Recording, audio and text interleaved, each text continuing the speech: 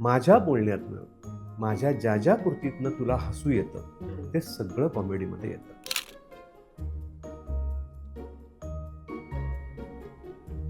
अनेक कलाकार मी बघितलेत, वेळ आहे म्हणून नाटक करतात आणि मोठं प्रोजेक्ट आलं की नाटक सोडतात. खूप उदाहरणं आहेत आपल्याकडे. तर मग नक्की प्रेम कशावर आहे मग रे? म्हणजे याच्यावरच प्रेम आहे ना पहिलं. तुम्हाला असं वाटतं का की समाज, प्रेक्षक भावनांना बोथड झालाय? त्याला रडणं, हसणं, खून, आनंद, सुख-दुःख काहीच नाही उरलं? कशावरच काहीही न बोलण्याचा काळ आहे. मग माझ्या भावना बोथट झाल्या आहेत का? की मला कशावरच रिॲक्ट व्हावं असं वाटत नाही. तर भावना बोथट झाल्यात म्हणण्यापेक्षा मी ज्याच्यासाठी ओरडू पाहतोय, जे ऐकणारे कान आहेत, त्यांनाच ते ऐकून घ्यायचं नाही. कलाकार टार्गेट करणं फार सोपं आहे. एखाद्या कलाकाराला घेऊन, "अरे काय हे? तुम्हाला काय कळतं की नाही? समाजात काय चाललंय?" पण मीन टाईम त्याच्याही पेक्षा अत्यंत घाण गोष्टी समाजामध्ये चालल्या, तर त्या आपण बघत नाहीत. इतका आपला समाज त्या अर्थाने ढोंगी आहे. मी सांगतो ना, हा जो आज कलकलाट झालाय सगळीकडे, याच्या मागच्या 2 पिढ्या कारणीभूत आहेत. आम्ही फक्त पैसा हेच मूल्य शिकवलं लोकांना. पैसे कमवा बाबा, बाकी सगळं मरू देते, पहिलं पैसे कमव.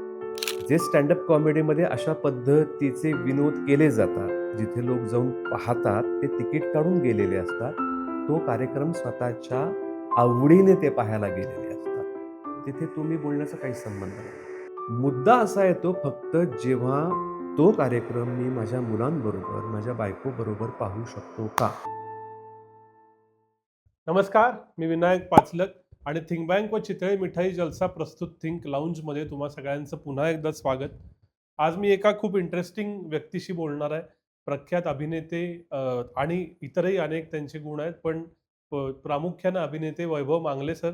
तर स्वागत आहे थिंक बँकवरती. नमस्कार. गेले कित्येक दशकं ते रंगभूमी असेल, सिनेमा असेल, टीव्ही असेल, या सर्व क्षेत्रात मुसाफरी करतायत, काम करतायत. याच्या बरोबरीनं ते उत्तम चित्रकार आहेत, जे मला माहिती आहे. गाण्याचा अंग आहे ते मला माहिती आहे. हे सगळं एक्सप्लोर करायचं आहे. पण कारण असं आहे, की गेल्या काही दिवसामध्ये जे प्रसंग घडले, ज्या गोष्टी व्हायरल झाल्या, त्याच्यातनं एक असा प्रश्न आला, की कॉमेडी म्हणजे काय? नक्की कशाला कॉमेडी म्हणायचं? कॉमेडी आणि क्रिंज यातला फरक काय? मर्यादा काय? काय आहे, काय नाही? स्टँडअप म्हणजे काय? सो ज्यांनी अगदी फू बाय फू पासून ते आत्ताच्या विनोदी चित्रपटांपर्यंत काम केलंय, विनोदी नाटकात काम करतायत, त्यांच्याकडून हे समजून घ्यावं, हे औचित्य. पण या निमित्तानं गप्पा मारायच्यात. असो, मोठी प्रस्तावना झाली. पण पहिला प्रश्न हाच, तुमच्या मते कॉमेडी म्हणजे काय? कॉमेडी ज्या गोष्टींनी, ज्या कृतींनी माणसं हसतात, हं, ते सगळं कॉमेडीमध्ये येतं. बरोबर. म्हणजे मला नेहमी असा प्रश्न पडतो, की जेव्हा माणसाला भाषा अवगत नव्हती, हं, समजा, तो रानोमाळ भटकत होता, शिकार करत होता. जेव्हा नुकतंच त्याची अ, अ, सांकेतिक भाषा सुरू झाली असेल, हो. तो भित्तिचित्र काढायला लागला होता तेव्हा, तेव्हा तो हसत असेल का? असा मला कधी-कधी प्रश्न पडतो. हसला असेल का? हं, तर मला असं वाटतं, की सगळ्या जे आपण सजीव पाहतो, प्राणी विशेषतः, त्या सगळ्यांमध्ये दुःख असतं. हो. हां, ते हसत नाहीत. पण त्यांना नैराश्य येतं, दुःख होतं. पण त्या दुःखाची आस उरत नाही त्यांच्यात. हं, आणि माणसाच्या बाबतीमध्ये नेमकं असं झालं, की हळू त्याला दुःखाची आस राहायला लागली त्याच्या. आणि जेव्हा ती आस राहायला लागली, तेव्हा वाटतं मला माणूस हसायला लागला. हं. म्हणजे शिकारीला जाता कधीतरी कोणीतरी पाय घसरून पडलं असेल, तर हो. बाकीचे असणारे हसले असतीलच ना कधीतरी, की हं. टेन्स आहे वातावरण आणि आता समोर काहीतरी आपल्याला मिळणार आहे आणि त्यावेळेला कोणीतरी पडलं, खोकलं, ओरडलं, तोल जाऊन काही त्याचं झालं किंवा त्यातनं बाण काढून मारायला लागला आणि बाणच सुटला नाही आणि प्रत्यंच्याच नुसती तोंडावर आपटली, तर तेव्हा हसले असतील ना लोक. तर मला वाटतं ती सुरुवात आहे आणि ती व्यंगातनं, विसंगतीतनं आणि उपहासातनं हास्य तयार होतं असं मला वाटतं. हं. म्हणजे आपल्याकडे अति झालं आणि हसू आलं हो. अशी जी एक म्हण आहे, तर मला वाटतं ती त्याची सुरुवात असावी. हं. त्यामुळे मी म्हटलं तसं, की ज्या गोष्टींनी मी तुला हसू येतं, मी केलेल्या त्या सगळ्या कॉमेडीमध्ये गोष्टी मोडतात. बरोबर. कॉमेडीचे बघितलेस तर तू अनेक प्रकार आहेत. म्हणजे स्वभावनिष्ठ विनोद आहे, प्रासंगिक आहे, हं. त्याच्यानंतर पोकर फेसने केला गेलेला विनोद आहे, हो, उपहासात्मक आहे, अतिशयोक्त विनोद आहे, हो. शाब्दिक कोट्यांचा विनोद आहे, हं, नाही का, श्लेष अलंकारातला विनोद आहे. हं. तर मला वाटतं की हे अनेक विनोदाचे प्रकार आहेत. पण या सगळ्याचं एकच उत्तर तुला मी देऊ शकतो. माझ्या बोलण्यातनं, माझ्या ज्या कृतीतनं तुला हसू येतं, हं, ते सगळं कॉमेडीमध्ये येतं. हं. आता साधं उदाहरण सोड, तू स्टँड कॉमेडी सोड किंवा तू सिनेमा सोड किंवा तू नाटक सोड. आपल्या नातेवाईकांमध्ये सुद्धा बघ, आपली कोणतरी एक आत्या, एक कोणतरी काका, कोणतरी शेजारी, कोणतरी एक नातेवाईक असा असतो, ज्याचा ह्युमर खूप भारी असतो. हं. त्याच्या बोलण्याची "तो आलाय का रे?" त्याला भेटायला उत्सुक असतात लोक. कारण तो अशा काही गोष्टी सांगतो आणि म्हणजे जी घटना तुला माहीत असते, मला माहीत असते, पण त्याच्या तोंडून ऐकायला काहीतरी वेगळी मजा येते आणि सगळा लाफ्टर फुटतो घरामध्ये आणि लोक त्याचं बोलणं ऐकत असतात. माझ्या घरात तर असे किमान घरटी आमच्या कोकणामध्ये लोक आहेत, की ज्यांच्या बोलण्याचं हसू येतं आपल्याला. तर ही सुरुवात आहे ना तुमच्या हसण्याची. बरोबर. म्हणजे फजिती झाली एखाद्याची, हं, तर हसू येतं. म्हणजे आपण काय म्हणतो, "अरे पडलं तर हसू नये." पण त्या क्षणी ते अनपेक्षित जे घडतं ना, हं. अनपेक्षितपणे एखादी गोष्ट घडते, तेव्हा तिथे लाफ्टर तयार होतो. बरोबर. तर ते मला वाटतं विनोदामध्ये ह्या सगळ्या गोष्टी मोडतात. विनोद आला इतकं त्याचं महत्त्व म्हणजे अनंत काळापासून विनोद असेल, हा फार भारी थॉट आहे. पण त्याच्या बरोबरीनं ही डिबेट निदान गेल्या काही वर्षात आहे, की विनोद आणि मर्यादा. आपल्याकडं मराठीत म्हणतात, की कमरेखालचे विनोद करू नयेत. मग द्वयर्थी बोलणं आणि आता तर ते देशभर रील्समधून जे काही कॉमेडीचे नवीन प्रकार आलेत त्याच्यातून दिसतं आणि त्याच्यावरनं चर्चा होतात. तर विनोद आणि मर्यादा काय कोरिलेट कराल? आता बघ, विनोद आवडण्याची गंमत जी आहे ना, फार सापेक्ष आहे. हं. ती प्रत्येक माणसागणिक बदलत जाते असं वाटतं मला. म्हणजे एखादा विनोदला मी खळखळून हसलो म्हणून तू हसशीलच असं नाहीये. हां. बरोबर. तर कमरेखालचा विनोद आवडणारा प्रेक्षक आहे का? तर त्याचं प्रमाण जास्त आहे राहतं. कारण हं. तो अतिशय सोपा विनोद आहे. हं, हं, हं. ज्याच्यावर लाफ्टर क्रॅक करणं हे सोपं आहे. म्हणजे आपल्याकडे फार मोठे जे एक नट आणि दिग्दर्शक होऊन गेले, हो, तर त्यांचे सिनेमे सगळे सिल्व्हर जुबली आहेत. तर हो. त्यांच्या सिनेमांमध्ये याच पद्धतीचा विनोद होता, पण तो वाईट मी कसं म्हणू? ती माझी आवड नाहीये मी म्हणू शकतो. हं. त्या प्रकारच्या विनोदाची माझी आवड नाही, ती अभिरुची नाहीये माझी. पण तो विनोद वाईट आहे असं तुम्ही नाही म्हणू शकत, कारण तो आवडणारा ऑडियन्स आहे. म्हणजे तू जी मर्यादाची गोष्ट केलीस, हो. मर्यादा, आता पुन्हा त्यात आहे, की आपल्याकडचं पुन्हा तेच अजून एक त्यातला एक ॲड करतो त्याच्यामध्ये मुद्दा, की तुला विनोद कुठल्या प्रकारचा आवडतो, हे याच्यासाठी तुझ्या बाजूचं सांस्कृतिक वातावरण काय आहे? हो, तुझी भौगोलिक समज काय आहे? हो. समाजामध्ये चाललेल्या घडामोडींचा तुझा रोजचा परिचय आहे का? त्याच्यावर तुझं विचारमंथन आहे का? आणि प्लस तुझी बौद्धिक कुवत, हं, या सगळ्याचा मिळून एक जो परिपाक होतो, तो रिस्पॉन्स असतो विनोदासाठीचा किंवा हो. कुठल्याही गोष्टीला प्रतिक्रिया देण्याचा. हं. तर शेवटी कुठे खापर फुटतं, की "अरे, हे काय करतायत?" हो. याच्यावरच होतं. पण त्याच्याही पेक्षा अश्लाघ्य आणि वाईट गोष्टी समाजामध्ये चालल्यात, त्याच्याविषयी आपण काही बोलतो का? हं. कलाकार टार्गेट करणं फार सोपं आहे. एखाद्या कलाकाराला घेऊन, "अरे काय हे? तुम्हाला काही कळतं की नाही? समाजात काय चाललंय?" पण मीन टाईम त्याच्याही पेक्षा अत्यंत घाण गोष्टी समाजामध्ये चालल्या आहेत.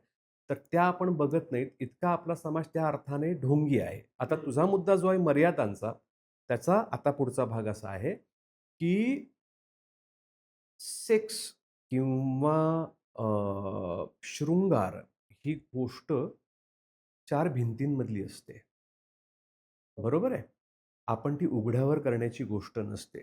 त्याच पद्धतीने शृंगारिक बोलणं किंवा अश्लील बोलणं हे समवयीन लोकांमध्ये किंवा जे रोजच्या उठण्या-बसण्यातले लोक आहेत, त्यांच्यामध्ये 4 भिंतीत चाललेले असतात. 4 मित्र गप्पा मारतात, पण एक तिऱ्ह्यात कोणतरी माणूस आला की गप्प राहतात. हं. म्हणजे ती गोष्ट माझ्यापुरती मर्यादित आहे. जे स्टँडअप कॉमेडीमध्ये अशा पद्धतीचे विनोद केले जातात, जिथे लोक जाऊन पाहतात, ते तिकीट काढून गेलेले असतात. तो कार्यक्रम स्वतःच्या आवडीने ते पाहायला गेलेले असतात. हं. तिथे तुम्ही बोलण्याचा काही संबंध नाहीये. त्यांना आवड आहे, ते जाऊन बघू शकतात. हो.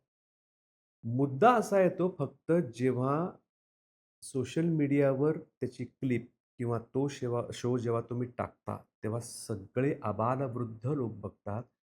तो कार्यक्रम मी माझ्या मुलांबरोबर, माझ्या बायकोबरोबर पाहू शकतो का? आणि याचं जर उत्तर नाही असं असेल, तर त्याला मर्यादा असायला पाहिजे. हं. अदरवाईज तुम्ही काय करता एके ठिकाणी जाऊन त्याच्याशी आमचं काहीच देणं-घेणं नाहीये. ती जेव्हा सार्वत्रिक गोष्ट होते, तेव्हा मात्र त्याच्यावर मर्यादा 100% असायला पाहिजे. योनीमनीच्या गुजगोष्टी नावाचा एक कार्यक्रम आला होता, तुला आठवत असेल.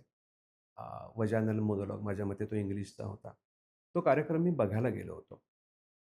मला असं वाटलं, की ठीक आहे, मला माहिती आहे, की अनेक स्त्रियांची ती व्यथा आहे किंवा त्यांच्या ज्या गुप्तांगांविषयी किंवा त्यांच्या झाकलेल्या गोष्टींविषयी लोक विनाकारण कमेंट पास करतात, बोलतात आणि ते त्यांना फार रूड वाटतं किंवा ते घाण वाटतं. तर तो कार्यक्रम मी बघायला गेलो होतो. त्या बायका बिनधास्तपणे सगळं बोलत होत्या, पण मी आकसून गेलो होतो माझी बायको बरोबर असून. मी पुन्हा अजून कुणाला घेऊन जाईन का तो कार्यक्रम बघायला? मला शंका आहे माझ्याबद्दल. मी कदाचित एकटा जाऊन तो बघू शकेन कार्यक्रम. पण माझ्याबरोबर फॅमिलीला घेऊन जाऊन मी तो कार्यक्रम बघू शकत नाही. हा पुन्हा माझ्या आवडी-निवडीचा प्रश्न आहे. माझ्या अपब्रिंगिंगचा प्रश्न आहे. ते वाईट आहे का? मी ते वाईट आहे असं अजिबात म्हटलं नाहीये. पण त्या पद्धतीची अभिरुची माझी नाही. हं. बरोबर. पण कॉमेडी किंवा आजकाल काहीही जे व्हायरल करायचं असतं किंवा व्हायरल व्हायचं असतं, त्याच्यात सेक्शुअलिटीच एवढी का येते? मी तुला म्हटलं ना मगाशी, कारण हं. ते सोपं आहे. हं. कमरेखालचा विनोद करणं हे सोपं आहे सगळ्यात. आता काही गोष्टी तुला मी सांगतो, की ते नाटकाचं नाव मला आठवत नाही, पण बारटक्के ते जे कॅरेक्टर होतं त्या हो. नाटकामध्ये, तर ते नेमके मधले शब्द गाळून वाक्य म्हणीत असे. तुमच्या ह्याच्यात हात घाला मी ते सापडेल. हं. आता तुमच्या बॅगमध्ये हात घाला म्हणजे तुमचा मोबाईल सापडेल उदाहरणार्थ. तर मी 2 शब्द गाळले आणि फक्त एवढंच ठेवलं. तर विनोद झाला का नाही झाला? हं, हं, तो कमरेखालचा आहे का नाहीये? हं, आहे ना. पण त्याला एक धूसर हं, सीमारेषा आहे आणि प्रसंग काय घडतोय ते फार महत्वाचं आहे. मी नुसतंच म्हटलं तर ते अश्लील वाटणार. पण त्या एका माणसाने हातात बॅग धरली आहे आणि मी त्याला म्हटलं, की तुमच्या याच्यामध्ये हे घाला मी तुम्हाला ते सापडेल. तर ते कदाचित अश्लील नाही वाटणार. म्हणजे किती गोष्टी मॅटर करतात बघ त्याच्या आजूबाजू. हं. राइट. कळलं?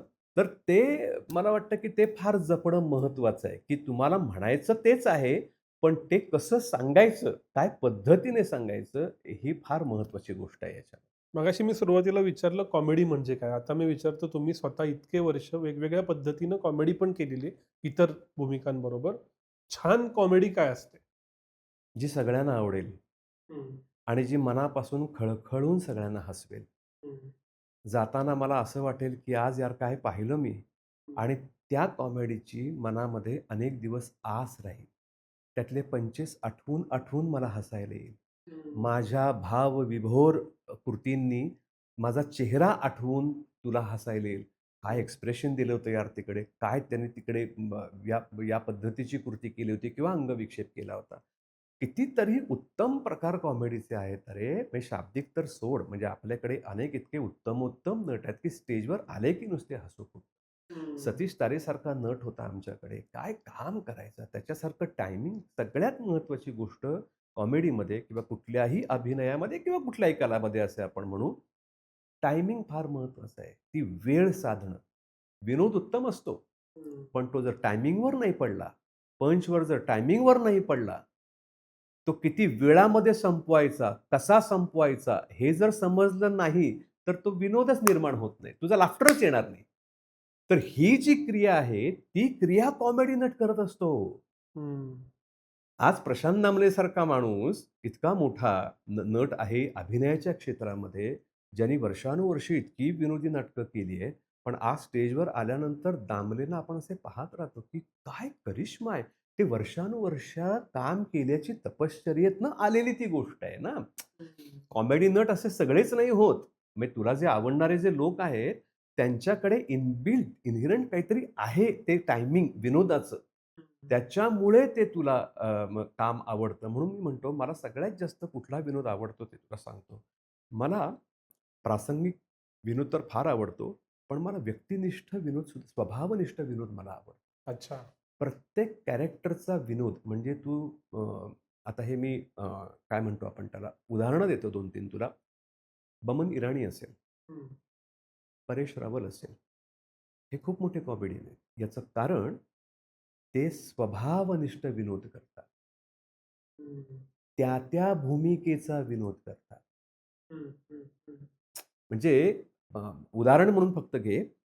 जॉनी लिव्हर जेव्हा काम करतो, तेव्हा जॉनी लिव्हर एकाच टाइपचं काम करतो. जॉनी लिव्हर आला की माहिती आहे की या पद्धतीचा विनोद होणार आणि त्याचं टायमिंग आपल्याला कळतं. पण हे लोक जेव्हा काम करतात, तेव्हा तुला कळतं की ते त्या भूमिकेची कॉमेडी करतात. बरं. ती भूमिका काय विनोद करेल? म्हणून त्या भूमिकेचा विचार तो माणूस करतो आणि मग त्या पद्धतीने विनोद निर्मिती त्याच्याकडनं होते. मग काहीतरी ते अंगविक्षेप घेतील, मग काहीतरी वेशभूषा घेतील, भाषेचा आधार घेतील, वेगळ्या पद्धतीने बोलण्याचा काहीतरी प्रयत्न करतील आणि मग ती कॉमेडी करतील. मला वाटतं ती कॉमेडी जास्त श्रेष्ठ कॉमेडी आहे असं मला वाटतं आणि ते नटासाठी फार आव्हानात्मक आहे. म्हणजे माझं एक ठरलेलं टायमिंग आहे, ठरलेलं बेअरिंग आहे, ते मी घेतो आणि कॉमेडी करतो. ओके, ते आवडतं लोकांना, ते लोकप्रिय पण होतं, पण ते फार अल्पजीवी असतं. हं. कारण एकदा शाप आहे ना पुन्हा, कॉमेडी नटाला शाप आहे, की तो फार लवकर प्रिडिक्टेबल व्हायला लागतो. म्हणून माझा असा प्रयत्न असतो, की त्या भूमिकेची कॉमेडी करता आली पाहिजे. राइट. म्हणजे मग मी प्रिडिक्टेबल कधीच होऊ शकत नाही. आज या हं. भूमिकेमध्ये मी हे बेअरिंग घेतलं, पण मी पंच करण्याची माझी दरवेळची टेक्निक मात्र वेगळीच असणार. ती नेहमीसारखी नसणार. यासाठी कष्ट करावे लागतात. पुन्हा अभ्यास, निरीक्षण या सगळ्या गोष्टी तुमच्याकडे असायला लागतात. तर मला आवडणारी कॉमेडी एकतर प्रसंगनिष्ठ आहे आणि स्वभावनिष्ठ आहे आणि नंतर शाब्दिक. स्वतःवर हसणं सगळ्यात अवघड असतं म्हणतात. हो. आजकाल एक सोपा मार्ग असा निघालाय, की समोरचा कोणीतरी धरायचा आणि त्याच्यावर कॉमेडी करायची किंवा त्याचंच मग एक्सटेन्शन ट्रोलिंगमध्ये होतं, की तुम्ही समोरच्याची खेचताय. समोरच्यावर दुसऱ्याचं व्यंग शोधून विनोद करावा, ते ट्रोलिंगकडे जातं का स्वतःवर विनोद करावा? स्वतःवर विनोद करायला हरकत नाही, पण स्वतःवर विनोद करण्यासाठी पण काहीतरी एबिलिटी पाहिजे ना आपल्याकडे. हं. बरोबर. म्हणजे माझं काही कर्तृत्वच नाहीये, तर मी बोलणार कशावर? म्हणजे एक्झॅजरेटेड किंवा जो अतिशयोक्त विनोद असतो, तर माझ्या जगण्यात विसंगती असेल आणि ती जर मला माहिती असेल आणि मी जर ती दाखवली असेल, मी ती मान्य केली असेल, तर मी विनोद करेन ना. हो. म्हणजे पुलं सारखा माणूस स्वतःवर जेव्हा विनोद करतो, तेव्हा स्वतःच्या जगण्यातली विसंगती माहीत असते ना. हं. बरोबर. तेव्हाच तो विनोद करणार ना, अदरवाईज कसं विनोद करणार? तुझ्यावर टीका करायला सोपंच आहे, की कारण मला तुझ्यातल्या विसंगती दिसत असतात. मला माझ्यातलंच दिसत नाही. हं. माझ्यातलं दिसेल तेव्हा मी स्वतःवर काहीतरी करेन ना. तर हो. ते दुसऱ्यावर करणं सोपं आहे, स्वतःवर करणं कठीण आहे. आणि बरोबर. स्वतःला ट्रोल करणं ते फार कमी लोकांना जमतं. याचं कारण स्वतःला एक्सपोज करता यायला पाहिजे. जे हो. लोकांना भीती वाटते स्वतःला एक्सपोज बरोबर. करण्याची. म्हणजे अनेक स्टँड कॉमेडीमध्ये शो बघितलेत मी, की जे हिंदीत बेसिकली जास्त ते स्वतःवर इतके विनोद करतात, स्वतःच्या मध्यमवर्गीय ॲटिट्यूडवर. म्हणजे अलीकडे जो नवश्रीमंत वर्ग जो तयार झालाय, पण मूळ भावना मात्र टिपिकल मध्यम वर्गाचीच आहे. पण त्यातली जी विसंगती आहे ना, विनोद कशावर असतो रे? जो मोठा विनोद असतो ना, तो जगण्याच्या विसंगतीवरच असतो आणि तो डोळ्यात अंजन घालणारा असतो. की हो यार, हं. आपल्या बाबतीत पण असंच होतं. त्यातून काहीतरी घेऊन जातो ना माणूस. बरोबर. तो हसतो स्वतःवरही. तर तो विनोद माझ्या मते मोठा. म्हणजे दुसऱ्याच्या व्यंगावर बोलणं सोपं असतं हो. आणि स्वतःवर बोलणं फार कठीण असतं. मराठी माणसाला विनोदाची सवय ही पु. ल. देशपांडेंच्या कॅसेट ऐकून पहिल्यांदा लहान वयात होती. मग तो नाटक बघतो विनोदी. आता त्याच्यात स्किट ॲड झाली टीव्हीवर होणारी, लाईव्ह परफॉर्मन्सेसमध्ये होणारी आणि आता विशेषतः इतर भाषातनं आलेली स्टँड कॉमेडी जी माझ्या मते आपल्याकडं पहिल्यापासूनच होती ती आली. हे सगळे फॉर्मॅट तुम्ही एक कलाकार म्हणून कसं बघता? गिव्हन अ चान्स तुम्ही कशात काम कराल? कशात जास्त मजा येते? स्टँडअप कॉमेडी हा प्रकार अवघड आहे बरं का. म्हणजे मी फुमैफू सारख्या प्लॅटफॉर्मवर आम्ही ते केलं होतं. पण 2 कलाकारांनी एक 10-15 मिनिटं स्किट करणं आणि लोकांना हसवणं, ही फार अवघड गोष्ट आहे रे. म्हणजे तसा माझ्या मते स्टँडअप कॉमेडी हा आपल्याकडनं आय थिंक बाहेरनं आलेला प्रकार असावा. पाश्चात्य संस्कृतीमधला असावा असं वाटतं मला. पण त्याच्याही आधी मला असं वाटतं आपल्याकडे वगनाट्यांमध्ये काय होत होतं रे? आज आमच्याकडे दशावतार होतो किंवा नमन होतं. नमनामध्ये जेव्हा सूत्रधार सुरुवातीला येतो, तर त्याचं कामच ते आहे, की लोकांना ती हसवणं, उत्फुल्ल करणं आणि मग पुढे मूळ कथानकाला हात घालणं. तर ते आपल्याकडे पूर्वीपासून आहे. मला विचारशील, की मला कशात मजा येते, तर मला वाटतं, की मी मगाशी म्हटलं त्याचप्रमाणे, की एक छान घटना आहे. हं. त्या घटनेमध्ये अनेक विसंगती आहेत. कोणीतरी फसवलं जातंय, कोणीतरी फसतंय. हे दोघांनाही माहीत नाहीये, की आपण फसवले जातो आहोत किंवा कोणीतरी फसवत आहे. आणि हे इकडून बघताना मात्र फार मजा येते. तर तो प्रसंगनिष्ठ आणि बांधीव गोष्टीचा विनोद मला फार आवडतो. त्यापेक्षा एक 10-15 मिनिटाचं स्किट करून त्याच्यामध्ये मला असं वाटतं, की अर्थात टॅलेंट भरपूर लागतं त्याला. कारण दरवेळेला तुम्ही ती एनर्जी आणणं आणि त्या पद्धतीचं एनर्जेटिक काम करणं ही खूप कठीण गोष्ट आहे. ती मला नाही बाबा जमत. मी ते केल्यानंतर मी सोडून दिलं आणि होतं काय, की ठीक आहे एक टेलिव्हिजनचा शो करायचा असेल तर गोष्ट वेगळी. पण जेव्हा तुम्ही पब्लिकली ते करायला जाता ना, तेव्हा लोक हसत नाहीत म्हटल्यावर तुम्हाला अधिक एफर्ट घ्यायला लागतात. आणि मग अधिक एफर्ट घेताना तुम्ही मर्यादा ओलांडण्याची शक्यता असते आणि मग तुम्ही नट म्हणून काही करायला लागतं लोकांना हसवण्यासाठी. म्हणून नाटक का महत्त्वाचं आहे? एक विनोदी नाटक, कारण त्याला एक साचेबद्धपणा असतो. एक ठरवून दिलेली गोष्ट असते. इतर कॅरेक्टर्सचं पात्रांचं नियोजन असतं आणि तुम्हाला एक छान त्या नियोजनामध्ये ते काम करायचं असतं आणि त्यातून तुम्हाला लोकांना हसवायचं असतं. ही फार मोठी गोष्ट आहे. म्हणजे त्याचं मी फक्त एकच उदाहरण कदाचित आवडणार नाही लोकांना, पण एक 3 मिनिटाचं गाणं आणि एक 45 मिनिटाचा बडा ख्याल. भाग्यश्रीमधलं एक गाणं ऐकणं आणि एक भाग्यश्री 45 मिनिटाचं ऐकणं, याच्यामध्ये जी कसरत करायला लागते ना, ते अवघड आहे 3 मिनिटाचं गाणं. पण मला आनंद कुठला द्यायला आवडेल 45 मिनिटामध्ये भाग्यश्रीचं स्वरूप दाखवायचं. ते परिपूर्ण रूप तुमच्यासमोर सादर करण्यासाठी जो प्रयत्न करायला लागेल, तो मला जास्त करायला आवडेल. मी तर थोडं ब्रॉडर होतो. कॉमेडीपेक्षा पण बाहेर येतो. एक कलाकार म्हणून आणि कॉमेडीचा रेफरन्स घेतला म्हणून जेव्हा आपला एखादा डायलॉग, आपला एखादा पंच कल्ट होतो, परत-परत व्हायरल होतो, त्यावेळी काय वाटतं कलाकाराला? आवडतं की. हं. म्हणजे अजून एक सांगू का? म्हणजे नाटक ही एक फार मोठी गोष्ट आहे. सिनेमा पण ही फार मोठी गोष्ट आहे. हं, कारण ते आपण मोठ्या पडद्यावर बघतो हं, आणि त्याचा ठसा उमटतो आतमध्ये. म्हणजे तुला आत्ता जर विचारलं, की तुला आवडणारे विनायक सिनेमे सांग, तर तू असे 4-5 सिनेमे सांगशील आणि विथ डायलॉग सांगशील आणि हो, विथ प्रसंग सांगशील, की हो. हे प्रसंगामध्ये हे डायलॉग. तर नटासाठी सांगू म्हणजे पैसे त्याला मिळतात, त्याला प्रसिद्धी मिळते, तो त्या प्रोजेक्टपुरता हिट होतो. पण नटासाठी एक फार अलौकिक गोष्ट असते, ते म्हणजे त्याचं कॅरेक्टर स्मरणात राहणं लोकांच्या. हं. म्हणजे शोलेमध्ये "अरे ओ सांबा" तो जो सांबा आहे, तोही तुला आठवतो. हो. गब्बर सिंग आणि हे जय-वीरू वगैरे तर आठवतातच तुला, पण ती छोटी-छोटी कॅरेक्टर्ससुद्धा आठवतात, ते त्यांच्या डायलॉग्सने आठवतात. हं. तर मला वाटतं हे नटासाठी, की सिनेमातलं तुमचं कॅरेक्टर आणि त्या नावाने तुम्ही ओळखलं जाणं आणि तुमचे डायलॉग्स तुमच्या तोंडावर लोकांनी म्हणून दाखवणं, ही फार मोठी शाबासकी असते किंवा ते काम केल्याची पोचपावती असते. पण यात असं होत नाही का, की आता एक प्रकारचे समजा विनोदी एक तुमची भूमिका हिट झाली, तर त्याचाच एक साचा बनणं आणि सतत तसेच रोल येणं, मग आपल्यातला कलाकार त्या फेममुळं किंवा त्या एका विशिष्ट कॅरेक्टरमुळं मरत नाही का? हो, तसं झालं त्या सिनेमानंतर, टाईमपासनंतर सतत असेच रोल यायला लागले. पण ना तुला सांगू पुन्हा तेच आहे, की माझा कल अ, भूमिका करण्याचा आहे. हं. म्हणजे मी भूमिकेमध्ये स्वतःला म्हणजे ॲडजस्ट करत नाही. हो. भूमिका माझ्यामध्ये उतरावी यासाठी मी प्रयत्न करतो. हं. म्हणजे त्याच्यात त्याची लकब असेल, त्याची भाषा असेल, हो. त्याचं सगळं प्रयत्न असतो, की माझं म्हणजे तू माझे 4 बाप जरी बघितलेस, तर चारही बाप तुला वेगवेगळेच पाहायला मिळतील कदाचित. तर मला वाटतं ती भीती माझ्यासाठी कधी नव्हती आणि नाहीये पण. कारण मी कॅरेक्टर करणारा म्हणजे चरित्र अभिनेता आहे असं मला वाटतं. त्यामुळे ती मला भीती नाही वाटत. अ, आणि माहीत नाही त्याच्यानंतर म्हणजे टाईमपाससारखे असे सिनेमेच मुळात किती आले नंतर, की अ, ज्यातून अशा भूमिका मला मिळाव्यात किंवा काय. आत्ताच्या कालावधीमध्ये जशी उभरण्याची गती जास्त आहे, तशी विसरून जायची पण गती जास्त आहे. आम्ही चेष्टेत म्हणतो, की everybody is consuming content in last 3 days. 3 दिवसात नवं काहीतरी येतं, नवी लाट येते, माणसं विसरतात. अशा वेळी एक कलाकार म्हणून असं वाटतं का, की अरे या स्पीडला आपण कसं कोप अप करू? लोकं विसरतील का आपल्याला? अ, हो, ती भीती सगळ्यांना असते अरे.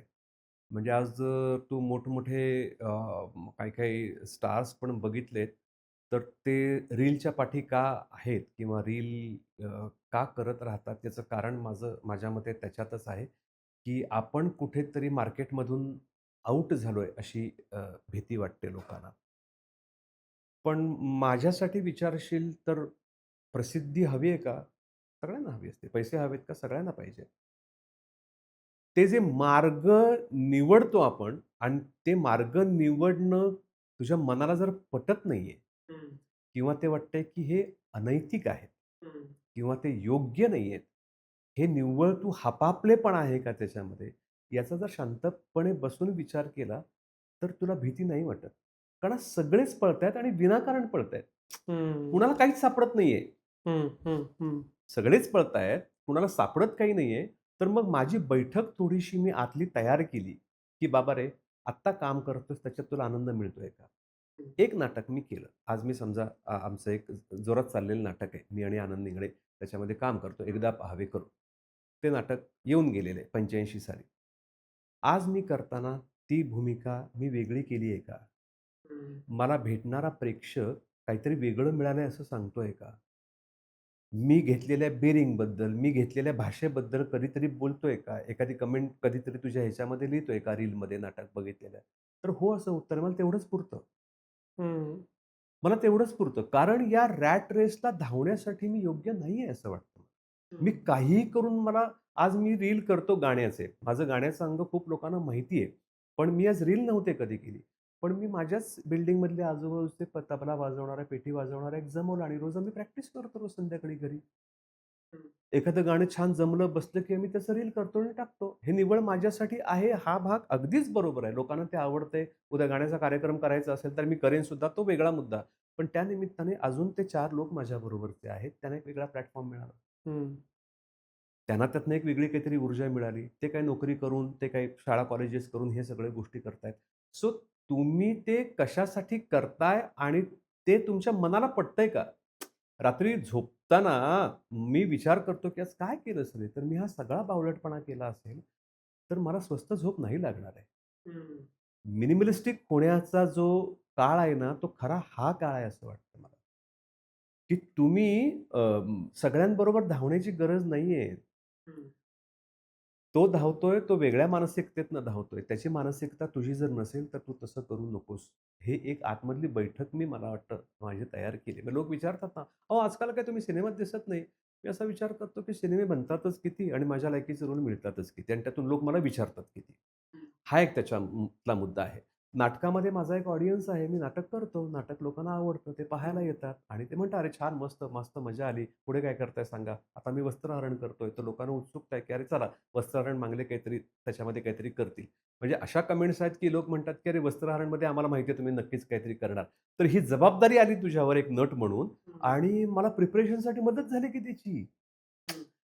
सो ती जी आता रॅट रेस आहे, की काहीही करून तुम्ही तुमचे व्ह्यूअर्स वाढवा. पण ते व्ह्यूअर्स तुमच्या नाटका सिनेमाला येतायत का? तर ते येत नाहीयेत. बरं. हं, हं. आज जे रील स्टार म्हणून आपण ज्यांना आपण करोडो आणि लाखो त्यांचे व्ह्यूअर्स आहेत, फॉलोअर्स आहेत, त्यांना घेऊन केलेले सिनेमे चाललेत का? ते जर खरं झालं असतं ना, तर मी मान्य करतो, की नाही यार आपल्याला पण रील करून फेमस झालं पाहिजे, काही करून. पण खूप वेगवेगळ्या गोष्टी आहेत ते. रीलमध्ये काम करणं, रील व्हायरल होणं, रीलमधला कंटेंट आणि नाटक, सिनेमांमधला कंटेंट हा फार वेगळा आहे. वर्षानुवर्ष प्रायोगिक नाटकं करणारे लोक, ज्यांनी कधीही व्यावसायिकची आस बाळगली नाही, त्या लोकांना काय म्हणायचं मग? ते मूर्ख आहेत का? प्रत्येक गोष्ट सापेक्ष आहे आणि आपल्या आवडीची अभिरुचीशी संबंधित आहे. पण तरीसुद्धा हा प्रश्न पडतोच ना, की नाटक, सिनेमा, वेब सीरीज, मालिका ह्याच्यात कलाकाराला काय-काय बदलावं लागतं आणि पुन्हा नक्की त्याचं पहिलं प्रेम काय असतं? खरं सांगू का, या सगळ्यामध्ये म्हणजे माडगुळकर म्हणायचे तसे, की सिनेमा ही कला म्हणत समोरच्याच्या खिशातनं पैसे काढायचा धंदा आहे. हं. तर शेवटी अल्टिमेटली सगळं तुझं गणित पैशाशीच येऊन जुळतं. आज तुझ्याकडे लागोपाठ 10 सिनेमे लाईनअप आहेत, तर तू नाटक कशाला करशील? तुझ्याकडे वेळच नाहीये करायला. तू टेलिव्हिजन कशाला करशील? टेलिव्हिजन नाही करणार मी. पण जेव्हा सिनेमा तुमचे कमी होतो, तुमचा सिनेमा तुमच्याकडे ऑफर्स फार कमी होतात, वर्षातनं एखादा सिनेमा येतो, तेव्हा तू घरी बसून विचार करतोस एखादा डेली सोप करावा का रे? रोज काम तरी आपल्याला करू आपण. कारण एकदा चेहऱ्याला रंग लागला, की माणूस वाया जातो ना आमच्याकडे, की आपण नट झालोय असंच त्याला वाटतं किंवा ते बरोबरही आहे, की एकदा त्याची गोडी लागली, तर ती तुम्हाला अ, अ, मागे फिरूच देत नाही. तर मग तुम्ही टेलिव्हिजनकडे वळता. मग टेलिव्हिजन नाही म्हटल्यानंतर नाटक कोणी विचारतंय का बघूया, नाटक करायचं. म्हणजे अनेक कलाकार मी बघितलेत, वेळ आहे म्हणून नाटक करतात आणि मोठं प्रोजेक्ट आलं की नाटक सोडतात. हं. खूप उदाहरणं आहेत आपल्याकडे. हं, तर हं. मग नक्की प्रेम कशावर आहे मग रे? म्हणजे याच्यावरच प्रेम आहे ना पहिलं. बरोबर. हं. मला नाटकातनं माझं जेमतेम चरितार्थ चालतो एवढेच पैसे मिळतात, पण मी आजन्म नाटकच करणार असेही लोक आहेत. मी माझ्या अपेक्षा फार कमी ठेवल्यात, पण मला सिनेमा आणि सीरियल नाही बाबा जमत. मी नाटकच करतो. असे सुद्धा लोक आहेत. पण जर एक सरासरी काढशील, तर तुला हेच चित्र दिसेल, की तुमची सध्या गरज काय आहे? आणि सगळ्यात महत्त्वाचं म्हणजे आर्थिक गरज काय आहे? त्यानुसार तुम्ही तुमच्या निवड तुमची कामांची करत राहा. ओव्हर सप्लाय झालाय का मराठीत सगळ्याचाच नाटकांचा, सिनेमांचा, वेब सीरीजचा? सिनेमांचा ओव्हर सप्लाय झालाय, तो आपण बघतोच आहोत, की आता सिनेमा फार कमी लोक जात आहेत पाहायला. पण कोरोनानंतर सरप्रायझिंगली तुझ्या लक्षात आलं असेल, सगळ्याच गोष्टी म्हणजे सर्कस असेल, प्राणी संग्रहालय असतील, जिथे जिवंत संबंध येतो कुठल्याही गोष्टीशी, अशा गोष्टींना भेट देण्याची ही वाढली. म्हणजे कोरोनानंतर नाटक उचललं, बूम झालं. नाटकं काय म्हणतो आपण त्याला ओसंडून अ, वाहायला लागली. प्रेक्षक वर्ग यायला लागला त्यांच्याकडे. हं. मग बहुतांश नाटकं चांगल्या पद्धतीने चालायला लागली. याचं कारणही तेच असेल माझ्या मते, की सगळे मिळून जाऊन नाटक बघूया. तो सिनेमाला त्याची मजा येत नाही पुन्हा सांगतो. हं, हं. विनायक पासलग नाटकात काम करणार आहे असं म्हटल्यानंतर, विनायक पासलगला आपण पाहायला जाऊया जिवंत. तो अभिनय करतोय हे. तो तिथे पंच करतो आणि मी इथे हसतो. तो तिथे काहीतरी एक असा मार्मिक डायलॉग बोलतो, एक असा करुण डायलॉग बोलतो, की इथे माझ्या डोळ्यात पाणी येतं. म्हणजे याची देही, याची डोळा 2 लोक साक्षीदार असतात. आणि मी फक्त तुला पाहत असतो, पण मला प्रेक्षागृहात बसलेले अनेक लोक तुला पाहत असतात. म्हणजे तू कणाकणाने सगळ्यांमध्ये असा वाटला गेलेला असतोस त्यावेळेला. त्या 800 लोकांमध्ये. ही कुठल्या कुठल्या कलेमध्ये ही ताकद आहे? किशोरीताई गायला बसायच्या गाणं, तेव्हा त्यांचा भूप सुरू व्हायचा आणि बिलासखानी तोडी सुरू व्हायचा, तेव्हा त्या एकट्या बिलासखानी तोडी व्हायच्या नाही. अख्खं प्रेक्षागृह बिलासखानी तोडी व्हायचं ना. हं. तर हे लाईव्ह कॉन्सर्ट्समध्ये ही गंमत आहेच ना. म्हणून तर ते सगळीकडेच बूम झालं त्याचं सगळीकडे त्या सगळ्या कलांमध्ये.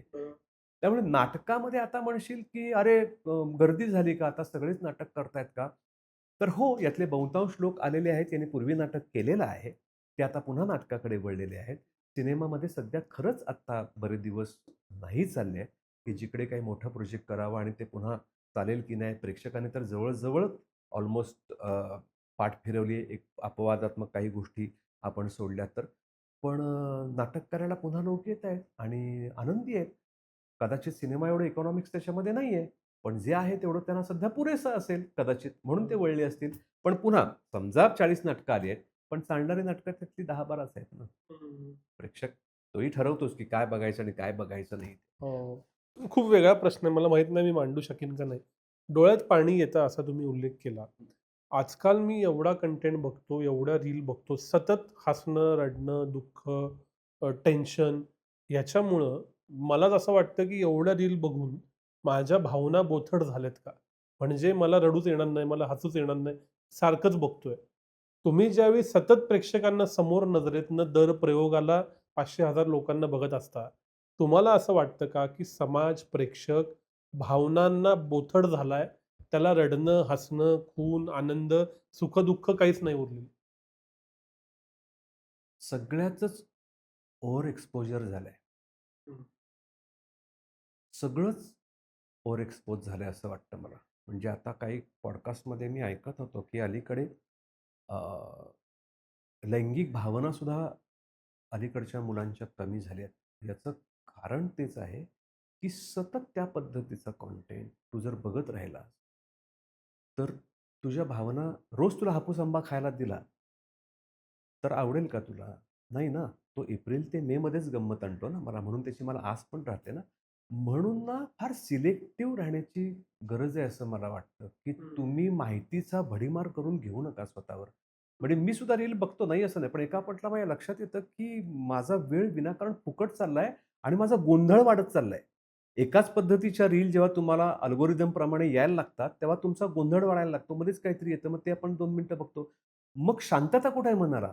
आणि माझ्या मनाला शांतता नाहीये, हेच आपण विसरून गेलो. शांतता म्हणजे काय मनाची, हेच आपण विसरून म्हणून वाचनासाठी आपण का मुलांना उद्युक्त करतो, की "अरे वाचा, ज्याने मन स्थिर राहतं, हं, मन एकाग्र होतं, ज्याच्यातून काहीतरी तुम्ही विचार क्षमता, ग्रहण करण्याची क्षमता अधिकाधिक वाढते, जी रीलने पूर्णपणे नष्ट होते," असं माझं फार प्रामाणिक म्हणणं आहे. हं, त्यामुळे तुम्ही ठीक आहे रील बघता म्हणजे तुम्ही आता समजा मी काय अन्नपदार्थ बनवण्याचे रील बघायला घेतले. तर एवढे ह्याच्यात नक्की बघायचं काय आहे याच्यातलं? हं, मग तुम्ही सिलेक्ट करू शकता की नाही, की अमुक-अमुक या बाईचा पदार्थ मी बघितलाय, तर तिचे सगळे पदार्थ चांगले असतात. थांबा तिथे.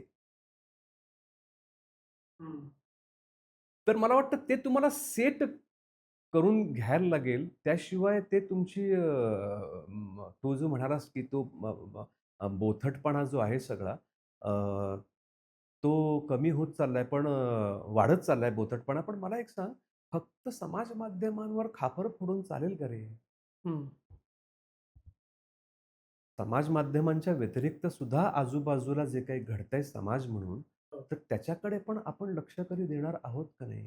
हं, म्हणजे त्या युवतीने कुठल्यातरी त्या मुलाला धक्का देऊन खाली फेकलं हो. किंवा एकाने त्या ट्रेनमध्ये भोसकलं. तिथे बघणारे 20-25 लोक होते. पण त्यातल्या दोघांनाही वाटलं नाही, की आपण ह्या माणसाला आपण आवरू शकतो. तर ही भावना काय रीलमुळे आली आहे? हं, माझ्या घरचे माझं लग्न करून देत आहे आणि तो मुलगा म्हणतोय, की मला लग्न तू कुठे गेलीस तरी माझ्याशीच तुला लग्न करावं, तुला आम्ही शोधून काढू वगैरे या पद्धतीचं. म्हणून ती मुलगी पाऊल उचलते जेव्हा, हे काही सोशल मीडियामुळे आलेलं आहे. अचानक तुम्हाला इतका राग येतो, की तुम्ही कुणाचाही खून करता, तुम्ही विनयभंग करता. हे हे कुठून आलंय हे कल्चर? हे कल्चर काही सोशल मीडियामुळे आलेलं नाहीये.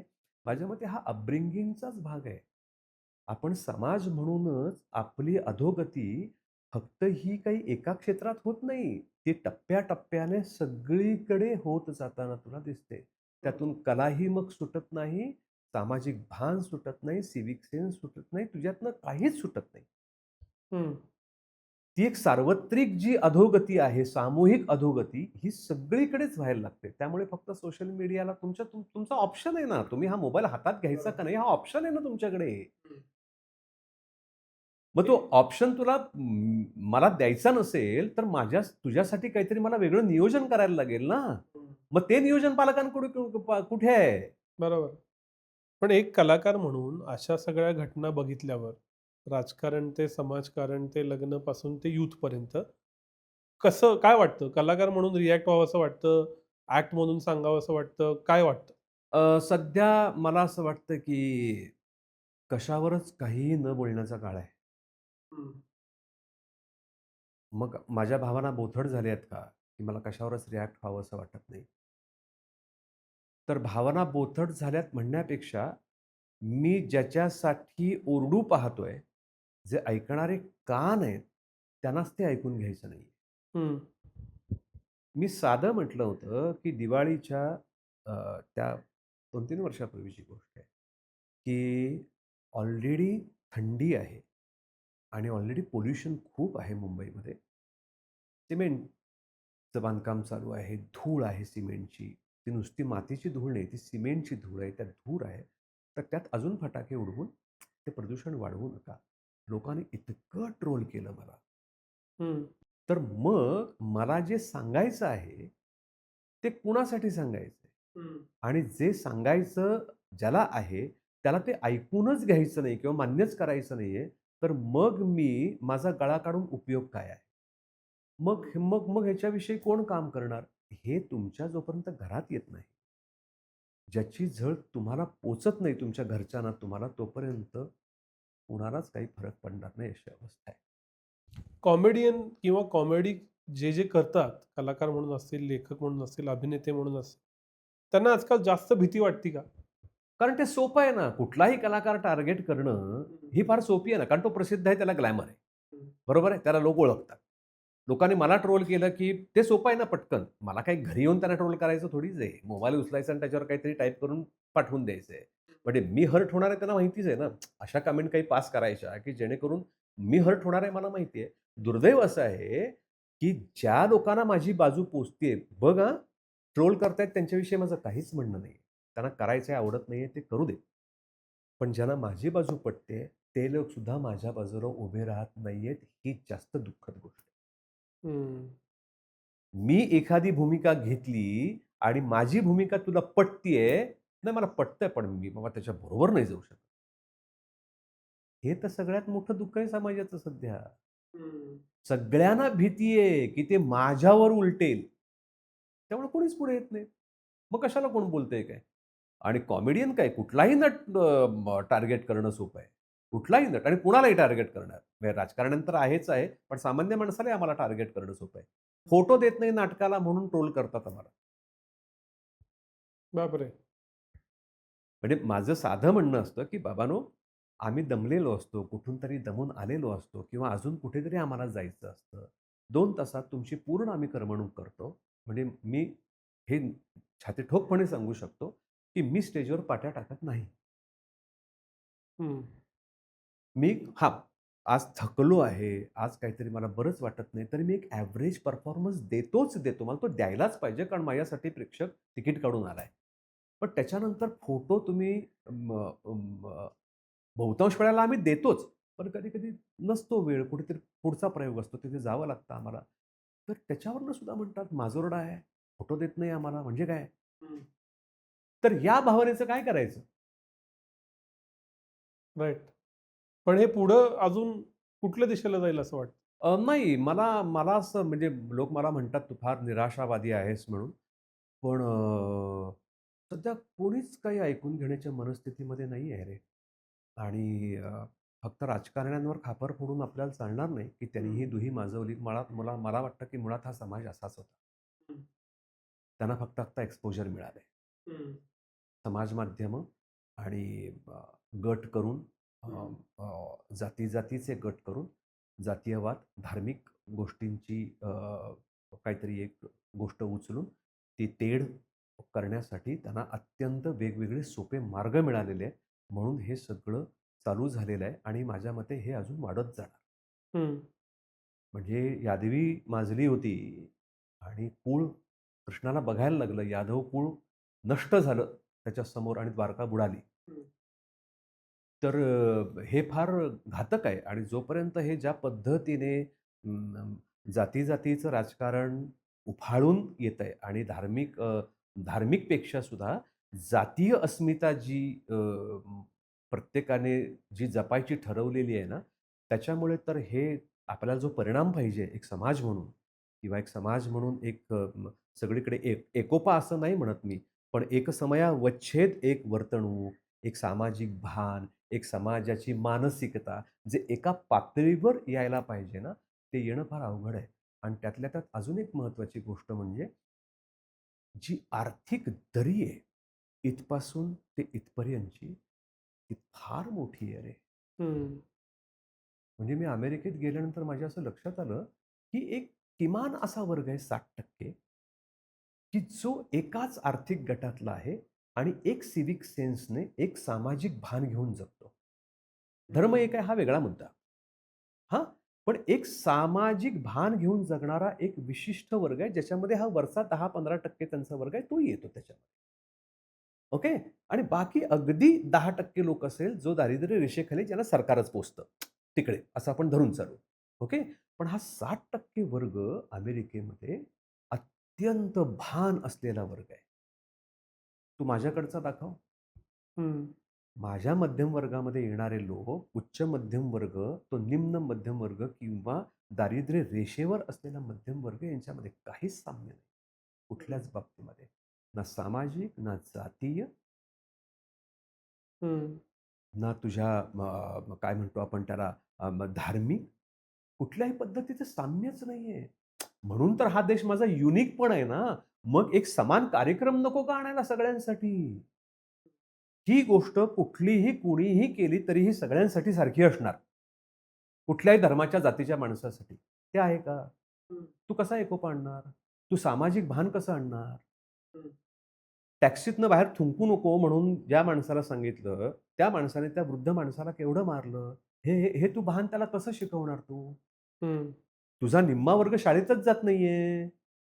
बरं शिक्षकच तंबाखू खाऊन थुंकतायत वर्गाच्या बाहेर. कोण शिकवणार कुणाला? म्हणजे ही जी अनागोंदी माजलेली आहे ना समाज म्हणून, ती कशी दूर करणार?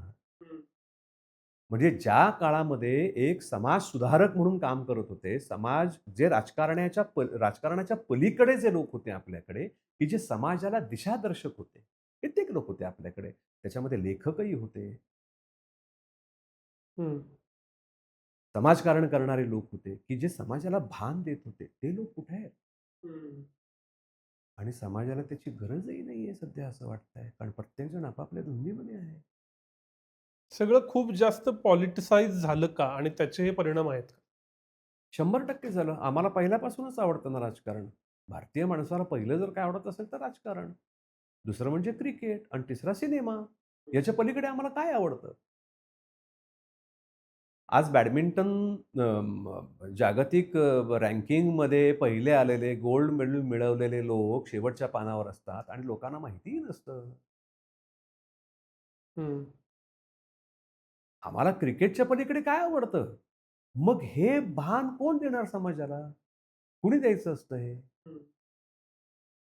मी सांगतो ना, हा जो आज कलकलाट झालाय सगळीकडे, याच्या मागच्या 2 पिढ्या कारणीभूत आहेत. हं. आम्ही फक्त पैसा हेच मूल्य शिकवलं लोकांना. पैसे कमवा. बाबा, बाकी सगळं मरू दे ते. पहिलं पैसे कमव. मग लोक गेले, शिक्षण घेतलं आणि परदेशात गेले.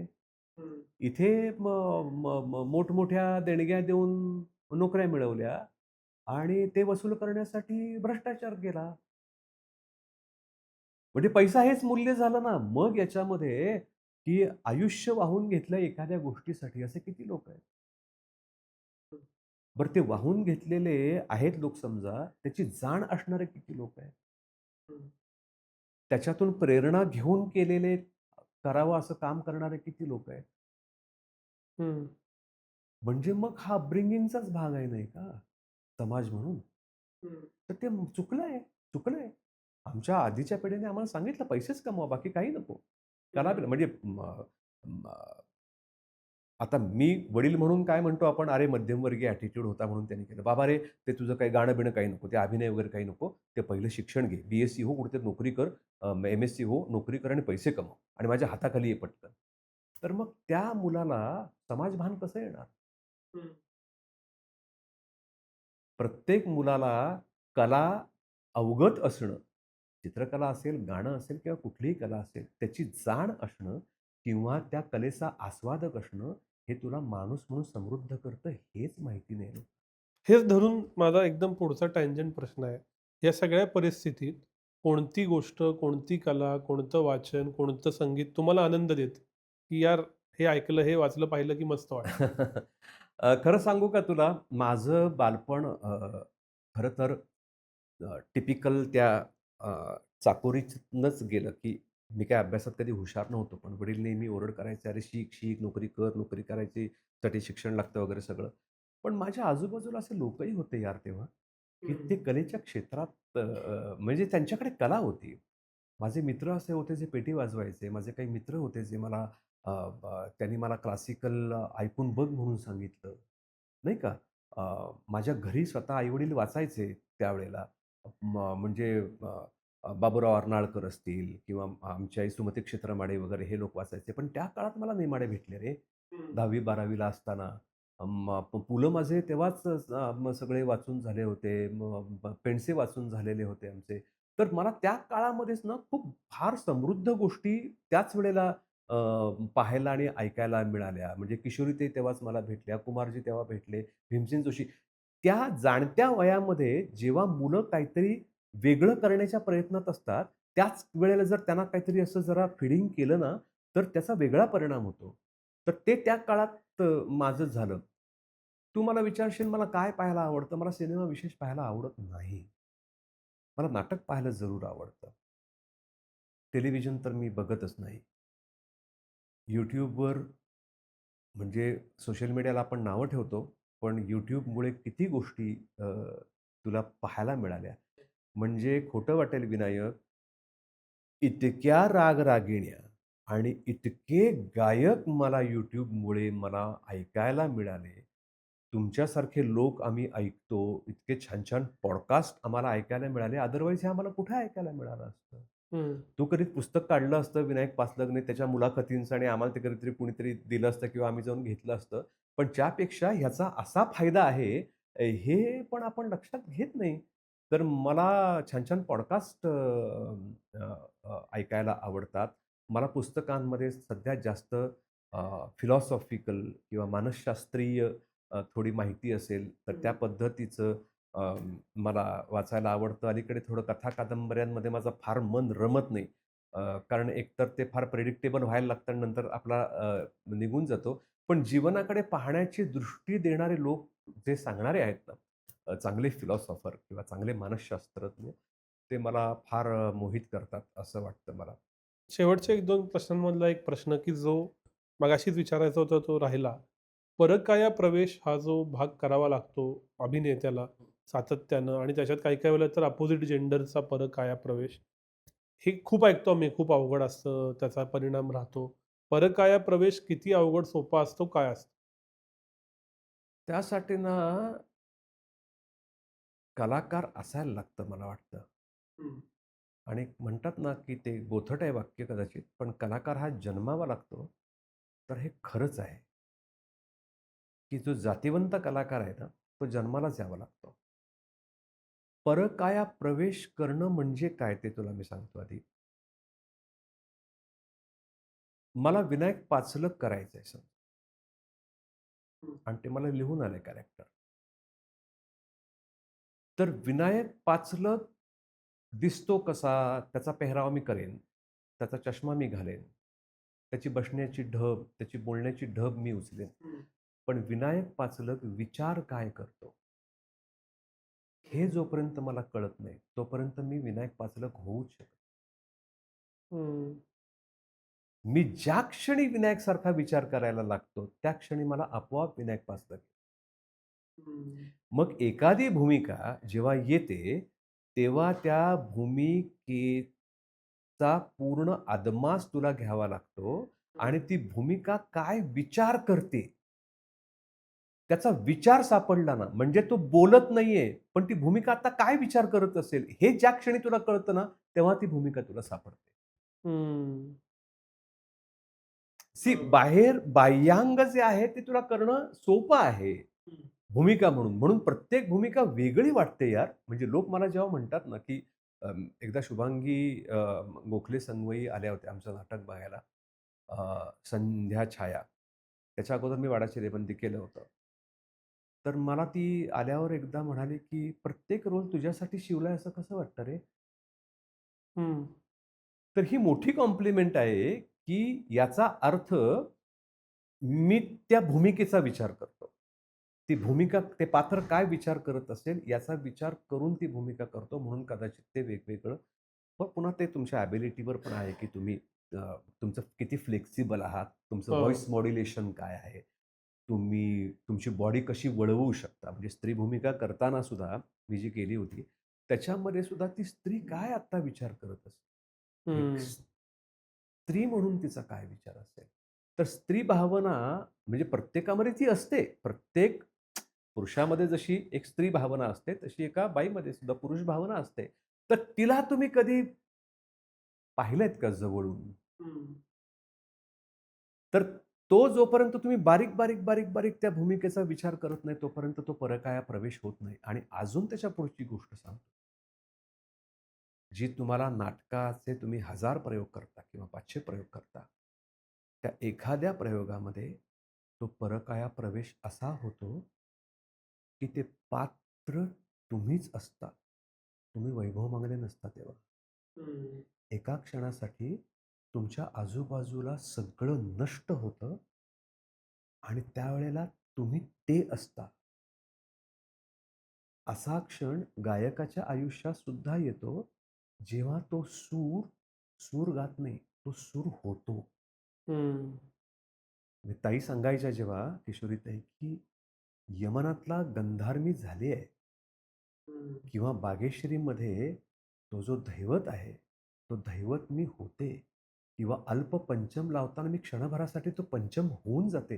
तर ते काय आहे ना, हे नटाला एखाद्या क्षणी ते असं होतं आणि जशी वीज लखाकावी, तो क्षण नटाला आयुष्यभर पुरणारा असतो किंवा तो त्याला एक वेगळं तेज ते तुला सांगता येत नाही. ते हं. प्रेक्षकांना दिसतही नाही. हं. ते ते तुझ्यासाठीच असतं. तर तो क्षण मला वाटतं तो परकाया प्रवेशाचा क्षण असतो. शेवटच्या प्रश्नाआधीचा प्रश्न, की सीरियस भूमिका करणं म्हणजे हं, भारी हं, किंवा कॉमेडी भूमिका करणं म्हणजे मासी हं. किंवा व्हाईस व्हर्सा असं दोन्ही वाटणारा समूह आहे. हां, तुम्ही दोन्ही प्रकारचे रोल सातत्यानं करत आलाय. हां.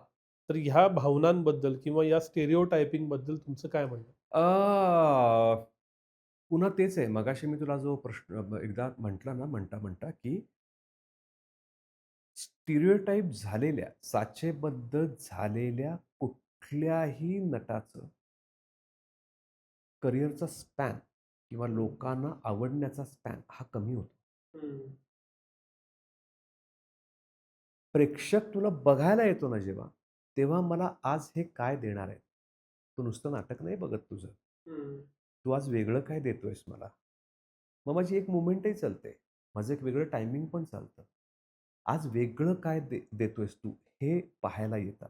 हं. तर त्या साचेबद्ध कलाकाराचं आयुष्य थोडंसं कमी होऊन जातं. कारण बरोबर. कॉमेडी नटाला तर हे फार धोकादायक आहे. सगळी उदाहरणं बघ तू हिंदीमधली बघ किंवा आपल्याकडे सुदैवाने त्यातल्या त्यात असं आहे, की टिपिकल त्याच पद्धतीचं काम करणारे नटसुद्धा अनेक वर्ष करत राहतात. कारण नाटक आहे, वेगळे विषय असतात, वेगळा संच असतो त्यांच्याबरोबर. त्यामुळं ते आणि एक वेगळी म म जिवंत अनुभव घेण्याची कला आहे नाटक म्हणून. पण आजचा काळ असा आहे, की कॉमेडीचं मार्केट फार बूम आहे. हं. आज तू हास्य जत्रा बघ. आज हास्य जत्रामध्ये सचिन गोस्वामी आणि सचिन मोटे ज्या पद्धतीने कलाकारांकडनं काम करवून घेतात, ज्या पद्धतीचं स्क्रिप्टिंग असतं, भलेही ते 10 मिनिटाचं असेल, 15 मिनिटाचं असेल किंवा तुम्हाला त्या रीलच्या माध्यमातून मिळतं, पण ते ज्या माध्यमात तुम्हाला पाहायला मिळतं, ते फार गोड आहे सगळं. तर मग कोण म्हणेल आज कॉमेडी नट म्हणजे कॉमेडी करणं हे थिल्लरपणाचं आहे. पुन्हा तेच आहे, मी मगाशी जो मुद्दा म्हटला तोच, की तुझी भौगोलिक वाढ कशी झाली आहे, तुझी सांस्कृतिक वाढ कशी झाली आहे आणि तू काय विचार करतोस, तुझी बौद्धिक कुवत काय आहे आणि तू काय पाहिलंयस आत्तापर्यंत तुझ्या आयुष्यामध्ये? या सगळ्याचा परिपाक तुला काय आवडतं आणि काय आवडत नाही. आता अत्यंत काय म्हणतो आपण त्याला काही पद्धतीचा असा विनोद असतो, की ज्याला आपल्याला वाटतं, की का हसतायत लोक? अरे पण त्यांचा करमणुकीचा पेला एवढाच आहे. हं. माझा मोठा असेल, तुझा मोठा असेल, पण करमणूक करून घेण्याचा मला एवढं सुद्धा पुरतं हसायला. असे लोक खूप आहेत ना समाजामध्ये. तू प्रत्येकाकडनं अभिरुची, अरे अभिरुची संपन्न असायला पाहिजे अशी अपेक्षा करू शकत नाही, कारण तो समाज नाहीये तसा. म्हणजे पुलंचा विनोद आवडणारा वर्ग मला दुर्दैवानं कधी-कधी असं म्हणावसं वाटतं, की पुलं हे फार मोठेच होते. आहेत आणि राहणार आहेत. कारण इतक्या वर्षानंतर सुद्धा आजही पुलं म्हटलं की एक हसू येतं चेहऱ्यावर. कारण तो एक अवलिया परफॉर्मर होता. फार मोठा परफॉर्मर होता तो. बरोबर आहे? पण त्याच्या पलीकडे अजून लोक गेले नाहीयेत. हं. काही भावगीतांच्या पलीकडे लोकांना ऐकायचंच नाहीये, की याच्या पलीकडे काही नाहीच आहे असं लोकांना वाटतं. पण त्याच्या पलीकडे काम झालंय, उत्तम काम केलेलं आहे लोकांनी, तर त्याला मोकळ्या मनाने दाद तरी तुम्ही द्याल का नाही? हं. त्यामुळे अ, अनेक असे लोक आहेत, की ज्यांना विनोद नाही आवडत. पण ते मला वाटतं ते आयुष्यात फार मिस करतात. शेवटचा प्रश्न. आत्ता या क्षणी येथून पुढं काय भूमिका करायला आवडेल आणि जो मगाशीचं भावना सांगितलीत परकाया प्रवेशाची, सूरनिरागस होण्याची, ती मिळाली आहे का आणि कुठं कशा स्वरूपात भविष्यात मिळेल असं वाटतं? मी खरं सांगू का विनायक, मी कधीच काही प्लॅनिंग केलं नाही आयुष्यामध्ये किंवा अ, नट म्हणून आपण असंच करायला पाहिजे आणि नट म्हणून आता आपण हेच करायला पाहिजे आणि मला याच पद्धतीच्या म्हणजे मला असं कधीही वाटत नाही कुणाचं काम बघून, की ह्याला हे मला काम मिळायला पाहिजे होतं. यार मी कसं मला तो माझ्या मनात भावच नाही तो. माझ्यासाठी नट म्हणून एवढीच गोष्ट असते, की तुला जे काम मिळेल, ते तू पूर्ण प्रयत्नाने चांगलं करतोस का नाही? म्हणून मला कुठलाही प्रोजेक्ट कदाचित समजा फेल गेला किंवा तो अपयशी झाला, तरी मला त्याचं दुःख वाटत नाही. कारण ते सांघिक काम आहे. ते काही माझं एकट्यावर नाहीये. पण ते काम बघताना त्याच्यामध्ये मांगलेनं वाईट काम केलं रे, हे माझ्यासाठी जास्त दुःखदायक आहे. हं. कुठल्याही प्रोजेक्टमध्ये मांगले बरंच काम करतो. मांगले काहीतरी वेगळं करतो. ही नट म्हणून माझ्यासाठी पोचपावतीच आहे. त्यामुळे असं म्हणशील, की आता मला हे नाटक करायचं आणि ते नाटक करायचं आणि मला असं करून दाखवायचं असं मला कधी कला ही काहीतरी आता करून दाखवतो बघा, ही गोष्टच नाही असं मला माझं असं स्वच्छ म्हणणं आहे. आता काय गाऊन दाखवतो बघा असं असं नाहीये. ते आधी तुला आवडायला लागतं, ते तुला झिरपावं लागतं आणि त्यातून ते जे बाहेर निपजतं, ते तुझ्या आवडीचं असेल तरच ते लोकांना आवडतं. अदरवाईज ते कुणासाठी तरी काहीतरी करतोय म्हणून ते आवडत नाही. आता वस्त्रहरण करतोय, आता हे मात्र या निमित्ताने सांगतो तुला, ते खरंच चॅलेंज आहे माझ्यासाठी.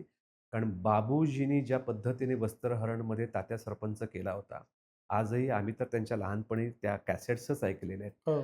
पण ते जे आम्ही त्यांचं नाटक आम्ही पाहिलं होतं, ऐकलं होतं त्या ऑडिओ कॅसेट्समधून, ते काम आता मला खरंच आव्हानात्मक वाटतं. कारण एकतर ती मालवणी आहे आणि ती हार्डकोर मालवणी आहे आणि बाबूजींचं टायमिंग म्हणजे नुसतं आवाज काढला तोंडातनं तरी हशा पिकायचं आणि टाळ्या वाजवायचे लोक. तर ते मला आता शिवधनुष्य त्या अर्थाने पेलायचं आहे असं वाटतं मला. अजून एक खूप चांगला सिनेमा आहे. तो आता ऑक्टोबरमध्ये वगैरे त्याचं शूटिंग सुरू होईल.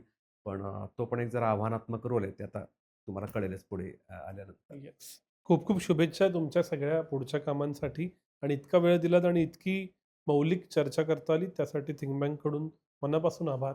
धन्यवाद.